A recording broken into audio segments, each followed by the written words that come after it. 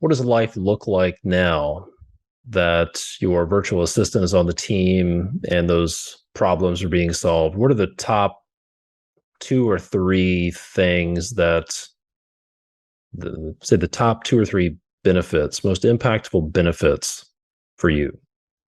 Well, I think that anybody that has an employee or somebody on the team, whether contractor or otherwise, that when it's working, it's phenomenal.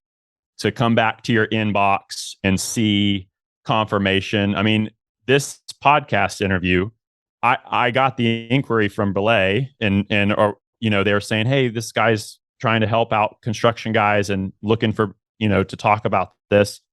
I didn't even respond for a couple of days because I viewed that as, oh, I just got to write them back. But then, my assistant said, would you like me to respond back to that? And I said, yeah, already know the days on my calendar that I'm available. And so I still find it hard to let go of some of these things. And when you let go and when you train them appropriately, and then stuff just happens. The interview gets scheduled in a block of time that we've already determined as a time.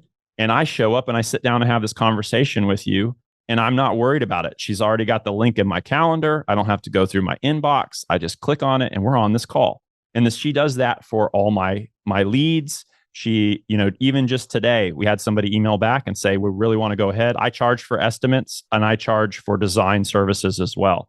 So the initial consult we charge for, she sets that up. As soon as they say we're ready to go with the design retainer, she does the design agreement, she pastes it. And so to see QuickBooks notification that I'm getting paid, that I did nothing, design retainer deposited. And all I did was say, yep, sounds good, send them. They had one question, I answer it, and then money's in my account.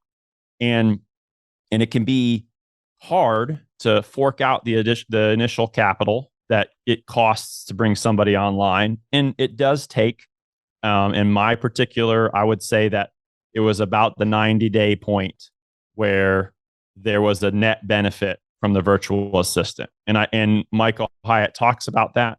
It's going to take a little while. And even the Belay customer care. So I have a representative at Belay that schedules kind of checkup calls and gets to, okay, what's the pain point? What's going on? And has industry knowledge of things that are going on. And then one of the recommendations are you taking enough time to train the virtual assistant? Like, it's easy to get on a call and just handle all the whack-a-mole game. Okay, this client, all right, you go through the list of kind of pain points. Okay, do this. But are you taking time each week that's just training, where you're going through and you're expanding and you're I'm sharing my screen and say, okay, let me talk to you about how I do an initial estimate. Let me talk to you about this. And then even letting her do it. So now you share your screen with me. Now I'm going to walk you through the steps. We're going to get you into these different, software things. And I had to do that for QuickBooks. All right, here's how we generate an invoice.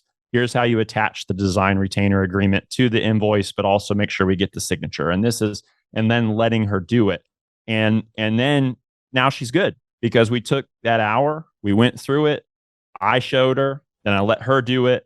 Then there's a couple of questions, but then taking some time and realizing that training, that hour, that 2 hours that you spent, it's hard to sit down at the computer for an hour or two, but then realize that hour or two gives back now continuously.